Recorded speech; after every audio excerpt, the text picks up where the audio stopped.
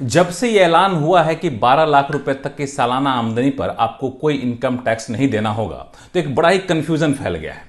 Confusion ये फैल गया कि ठीक है, 12 लाख रुपए तक की सालाना आमदनी पर कोई टैक्स तो नहीं देना पड़ेगा, लेकिन अगर किसी की सालाना आमदनी 12,10,000 रुपए हो जाती है तो क्या उसे पूरी रकम पर यानी 12,10,000 रुपए की रकम पर टैक्स देना पड़ेगा? क्योंकि स्लैब तो 4 लाख से शुरू होता है। तो आपको बता दूं कि ऐसा बिल्कुल भी नहीं है। ये ऐसा अगर होता तब तो पता चला आपकी सैलरी है 12,10,000 रुपए, तो कुल आपको टैक्स देना पड़ेगा 61,500 रुपए। सैलरी बढ़ी 10,000 रुपए और टैक्स की देनदारी बढ़ गई 61,500 रुपए। तब तो आप जाके कंपनी को कहिएगा कि भैया 10,000 रुपये वापस ले लो, मेरी सैलरी 12 लाख रुपए तक ही रहने दो, क्योंकि मुझे कोई टैक्स नहीं देना है। तो दरअसल ऐसा हो नहीं रहा है। आप कंपनी को ऐसा बिल्कुल मत कहिएगा, क्योंकि इनकम टैक्स में खास प्रावधान किया गया है। उसको तकनीकी तौर पर कहते हैं मार्जिनल रिलीफ का प्रावधान। ये सेक्शन है 115 BAC ब्रैकेट में 1A। इस सेक्शन का नाम हमेशा याद रखिएगा।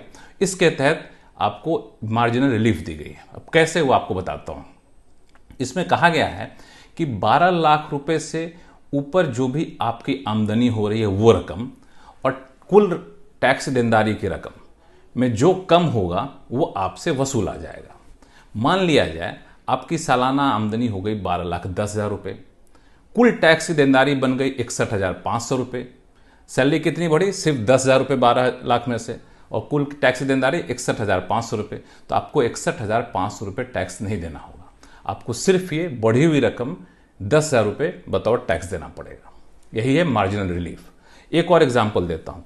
मान लिया जाए आपकी सालाना आमदनी है 12,50,000 रुपये, तो वैसे तो कुल टैक्स की देनदारी बन जाती है 67,500 रुपये, लेकिन मार्जिनल रिलीफ के इस प्रावधान के तहत आपको सिर्फ देना पड़ेगा 50,000 रुपये, क्योंकि आपकी आमदनी 12,50,000 रुपये है, जो कि कुल टैक्स की देनदारी से कम है। एक और एग्जाम्पल है 12,70,000 रुपये का आपको देता हूँ। 12,70,000 जो है बिल्कुल सीमा है, उसमें कुल टैक्स की देनदारी बनती है 70,500 रुपये, लेकिन आपको टैक्स देना पड़ेगा सिर्फ और सिर्फ 70,000, क्योंकि यहाँ पे टैक्स की देनदारी कुल की रकम ज़्यादा है और 12 लाख से बढ़ी हुई आमदनी कम है।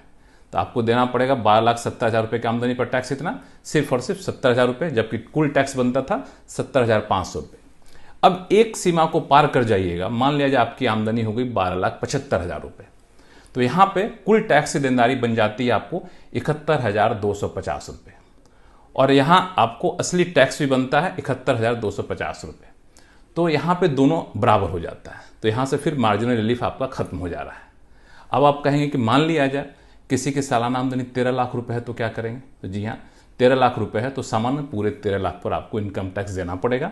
हालांकि यहाँ भी राहत है, क्योंकि सरकार ने टैक्स स्लैब में जो चेंज किया उससे राहत मिलेगी। राहत इस तरीके से है कि वित्त मंत्री के ऐलान से पहले 13 लाख रुपए तक की सालाना आमदनी वालों को कुल आपको 1 लाख रुपए टैक्स देना पड़ता था, अब देना पड़ेगा 75,000 रुपये।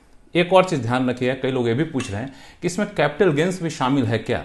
बता दूं कि इसमें कैपिटल गेंस शामिल नहीं है। कैपिटल गेंस से होने वाली आमदनी को इसमें शामिल नहीं किया गया है। तो आइंदा से कोई आपसे कहे कि 12,10,000 रुपये आपकी आमदनी हो गई, कुल पर टैक्स दीजिए 61,500 रुपये, तो कहेगा नहीं, ऐसा बिल्कुल नहीं होगा, क्योंकि एक सेक्शन है 115 BAC ब्रैकेट में 1A मार्जिनल रिलीफ का, उसका हवाला दीजिएगा।